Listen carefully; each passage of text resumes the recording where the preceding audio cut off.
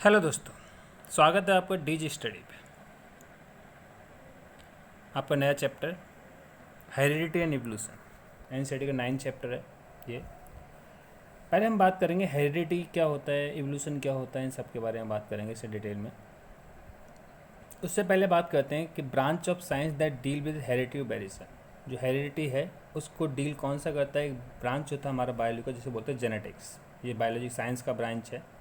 ये हमारा हेरिडिटी और वेरिएशंस दोनों को डील करता है, इसी के अंदर हम स्टडी करते हैं। हेरिडिटी मीन्स क्या होता है? Transmission the features character trait from the one generation to next generation. जो भी हमारे पेरेंट्स के करेक्टर हमारे अंदर ट्रांसफ़र हुए हैं या हमारे अंदर से नेक्स्ट जनरेशन में जो भी करेक्टर ट्रांसफ़र होते हैं, इस जो करेक्टर ट्रांसफ़र होते हैं एक जनरेशन से दूसरी जनरेशन से, हम क्या बोलते हैं? हेरिडिटी। वेरिएशंस क्या होते हैं? The difference among the individual of the specific population call the variations. अच्छा, आपने देखा होगा कि आपके अंदर बहुत सारी आदतें ऐसी हैं कि जो अपने पेरेंट्स से डिफरेंट हैं। तो जो भी वेरिएशंस आपका हुआ है या नेक्स्ट जनरेशन में जो भी वेरिएशंस आते हैं, जो भी डिफरेंसेस आते हैं पहली जनरेशन से दूसरी जनरेशन के बीच में या नेक्स्ट जनरेशन के बीच में, उसे बोलते हैं हम वेरिएशंस। मेंडल्स ने इस पर वर्क किया था। इनहेरिटेंस मीन्स ट्रांसफ़र करना, करेक्टर को ट्रांसफ़र करना। एक साइंटिस्ट थे ग्रेगर जॉन मेंडल, 1822 से 1884, इन्होंने अपना एक्सपेरिमेंट स्टार्ट किया और इसके ऊपर, और इसीलिए उन्हें बोलते हैं फादर ऑफ द जेनेटिक्स।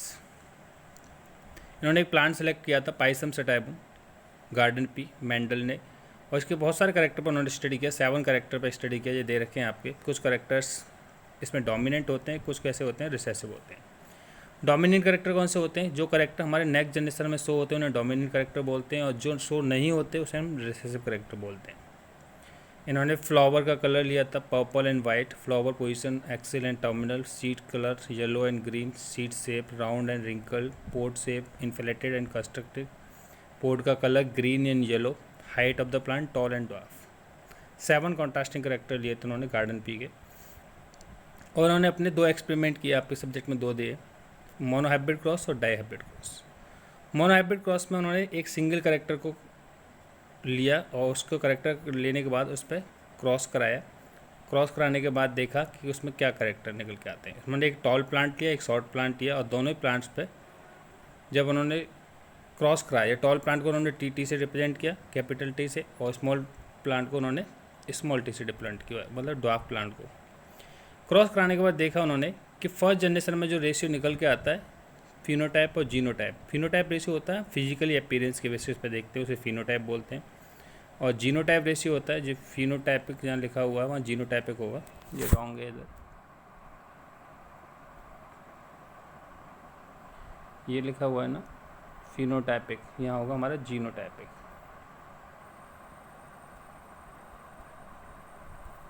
ठीक है, इसका रेशियो 1:9 निकल गया। देखा आपने कि इसके अंदर आप देख रहे हैं कि एक प्लांट सेकेंड जनरेशन में कैपिटल टी है, ये 2 प्लांट ऐसे हैं कैपिटल टी स्मॉल टी, और एक प्लांट है हमारा स्मॉल टी वाला है।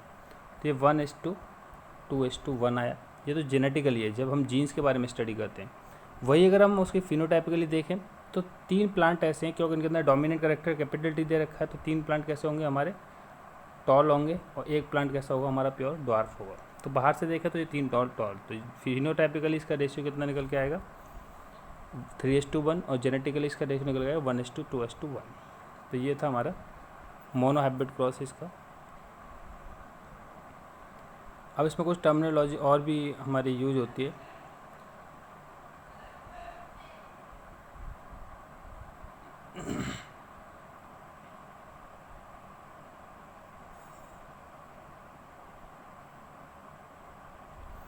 चलिए आज के लिए इतना ही, आगे बात करते हैं नेक्स्ट क्लास में।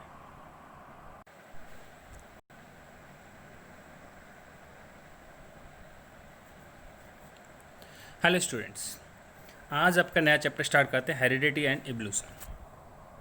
इसमें हम पहले आज केवल टर्मिनोलॉजी की बात करेंगे। बहुत सारे टर्म्स इसमें यूज होते हैं। इवोल्यूशन क्या होता है, वेरिएशन क्या होता है, ट्रेट्स क्या होता है, करेक्टर क्या होते हैं, जीन क्या होते हैं, एलील्स क्या होते हैं, dominant, recessive, allomorph, genotypes, phenotypes, F1 generation, F2 generation, hybrid, ये बहुत सारी टर्मिनोलॉजी है। आज इसके बारे में बात करेंगे, फिर आगे मेंडल्स रूल्स के बारे में बात करेंगे। सबसे पहले हम बात करते हैं कि आगे करेक्टर्स जो ट्रांसफ़र होते हैं वन जनरेशन से नेक्स्ट जनरेशन में, उसे हम हेरिडिटी बोलते हैं। आगे करेक्टर होते क्या हैं? The living organism have the certain recognise heredity features such as the height, complexions, colour of the hair, eyes, shape of the nose and chin. ये सारे करेक्टर कहलाते हैं जो भी हमें बाहर से फिजिकली दिखाई देते हैं। Alternative form of the character is called the traits. The inheritables characters और ट्रेट्स में be mono morphological, anatomical, physiological, reproductive. जो भी ट्रेट्स होते हैं वो हमारे मार्फोलॉजिकल मतलब एक्सटर्नल स्ट्रक्चर पे बेसिस होते हैं, एनाटॉमिकल एक्सटर्नल, फिजियोलॉजिकली होते हैं, कुछ रिप्रोडक्टिव होते हैं। इस टाइप के करेक्टर हमारे ट्रांसफ़र होते हैं। तो हेरिडिटी क्या होता है? तो ये जो करेक्टर हमारे एक जनरेशन से दूसरी जनरेशन में ट्रांसफ़र होते हैं नेक्स्ट जनरेशन में, उसे बोलते हैं heredity. The transmission of the या passing of the genetically based character of traits from the parents to the offspring is called the heredity.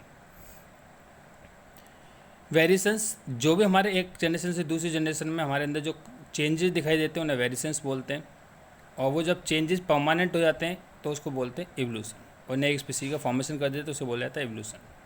Occurrence of the small difference of the change among the individual of the species called the variations, and hereditary variations are great importance in the process of the evolution of new species.